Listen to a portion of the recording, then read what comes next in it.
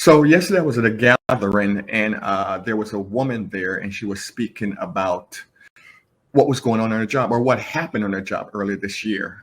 Rather, this is what's today's date? It's the end of December 2021.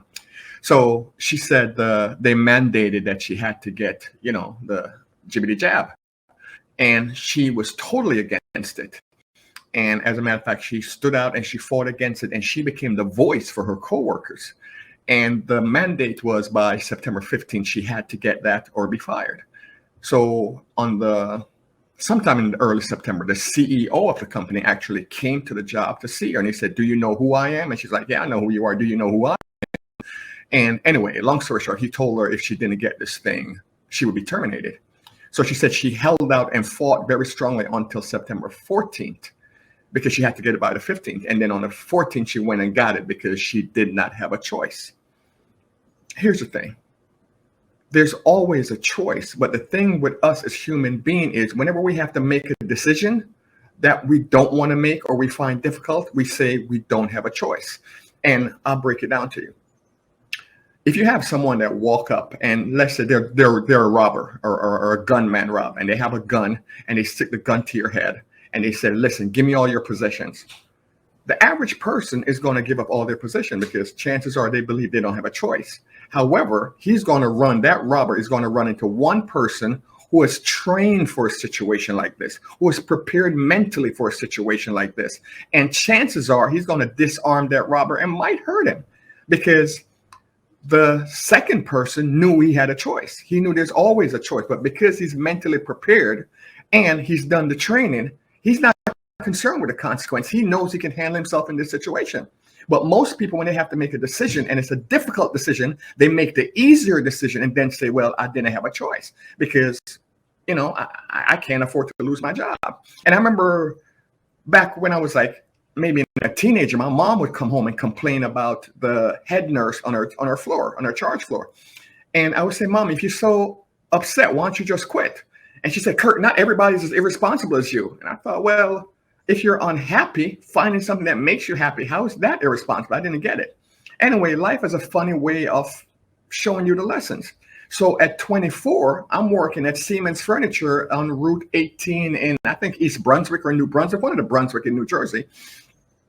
And I had the opportunity, again, this is when I first started poetry, and the only place you could perform back then was Brooklyn Moon Poetry Cafe. And they had their poetry club started a Friday nights, and you had to be there by 8:30 the latest to put your name on the open mic list, or chances are you would not get on. So I was working at Siemens Furniture as a salesperson, and I asked my manager, "Listen, may I have Fridays off?" He said, "Kirk, absolutely not." "Okay, no problem. May I work the early shift on Friday? Come in at 10 in the morning and leave at 6. "No, you have to work the full shift from 10 in the morning till 10 at night." Okay. So right there, it would appear that I have no choice. No, not true. So it just so happened that my manager left every Friday at 7 o'clock. And Kirk Nugent walked out that door 7:05 every Friday. So again, I had a choice. I did this for about maybe a month and a half, 2 months. And one Saturday I came in, couldn't find my time card. Went to the manager's stand, can't find my time card. He said, "Kirk, what time did you leave yesterday?" I said, "Stan, if you have to ask me that, I left before I was supposed to leave. So what do you want to do about it? I'm not playing any games with you." He said, "Well, you have to speak to Lola, the regional manager." Now, Lola was a woman that all the salespeople feared. She was divorced 4 times, or maybe 3, I'm not sure. I don't remember. And it was rumored that she hated men with a vengeance, right? So all the salespeople, the salesmen, actually, they were terrified of Lola. Lola didn't mean anything to me. Lola can't kick my ass. So I got on the phone and called Lola. And she said, "Kirk, what time did you leave yesterday?" Lola already went through this with Stan. "What do you want to do about it?" She said, "Well, you have to come and see me." "Come and see you where?" "In my office." Now, Lola's office is in Pennsylvania. I worked in New Jersey. However, every Monday, or maybe every other Monday, Lola would come to my store where I worked, and she would have a sales meeting with the manager and the assistant manager. So I said to her, "Wait, you want me to come see you in Pennsylvania?" "Where in Pennsylvania?" "King of Prussia." I said, "No, Lola, that sounds like a Disney movie. I'm not driving to Pennsylvania to see you. I'm not coming to see you." Now, bear in mind, this is back in, when was this? 1990 something. There was no GPS, none of that stuff. I'm not driving 100 miles to Pennsylvania to hear what you have to say. Whatever you have to say, you can tell me over the phone.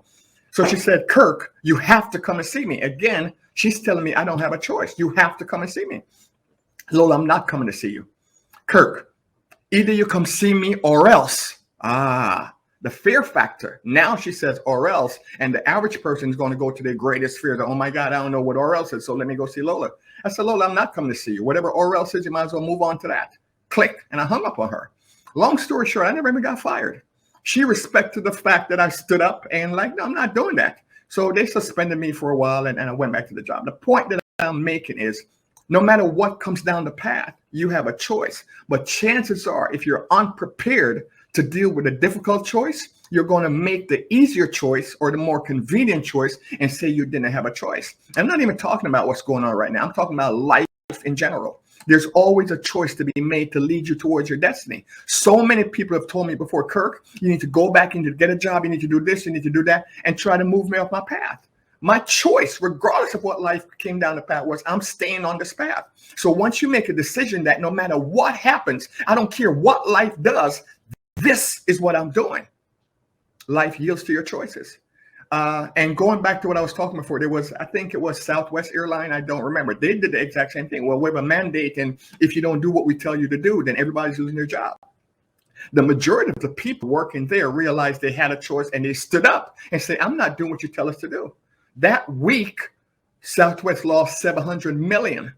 And they said the next week, oh, you know what? You don't really need to do what we said you needed to do last week. You do whatever you need to do, whatever you want to do. Just come on back, because this $700 million, it's kind of burning a hole in their pocket. So the average person doesn't realize that the strength is in them standing up, not them folding. So I just want to leave you guys with that. You always have a choice. But if the choice is difficult and you're not mentally prepared to make it, you're going to take what's more convenient and then lie to yourself and tell yourself you don't have a choice. And that attitude will never lead you to where you want to go, because you will always yield to where the wind blows you. Take care, guys.